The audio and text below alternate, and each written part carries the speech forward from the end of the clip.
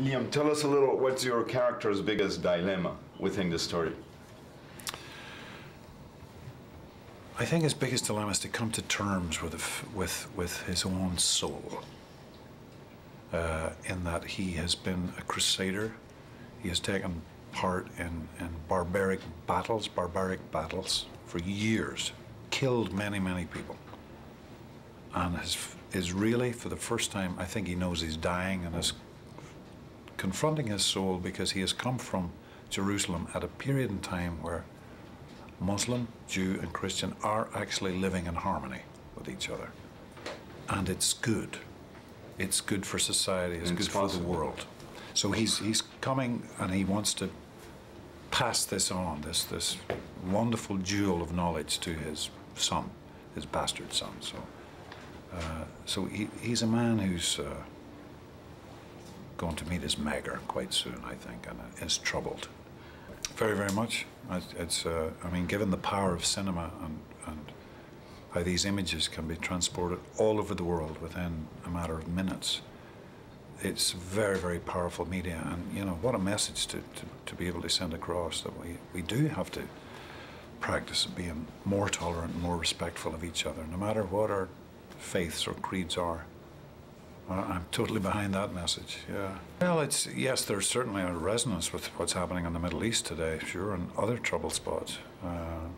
And not least, I was brought up in the north of Ireland. I grew up in a very traumatic times in the 60s and 70s that still hasn't been resolved. So I'm very acutely aware and knowledgeable about certain aspects of fundamentalism.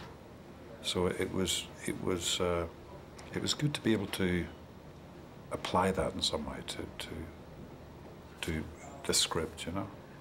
School plays, I guess I got a kind of a bug when I was doing school plays, and it got to a stage where I really felt I would die if I didn't get a chance to do it. It was as simple as that, you know. You know, whether I'm good, bad, or indifferent at it, it's just, I couldn't imagine life without doing it, you know. I personally find it uncomfortable sometimes when you're,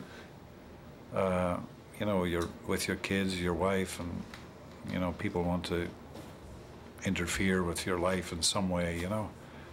But there's a responsibility with it, and, you know, I try and carry it and shoulder it, and, you know, just try and be a good citizen, you know.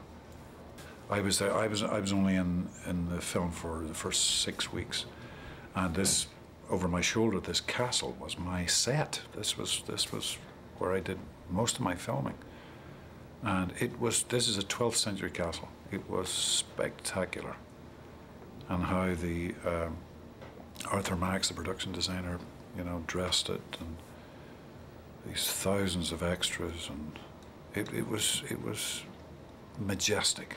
And I loved the country, what I saw of it. We shot here, this is in the northern, very close to the Pyrenees, and we went down to Segovia near the center, and then down to Palma del Rio in the south.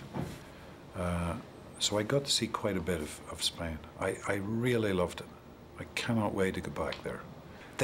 All the films have had a really good impact with me. I guess I got more attention when Schindler's List came out, that perhaps opened certain doors that the previous films didn't, you know.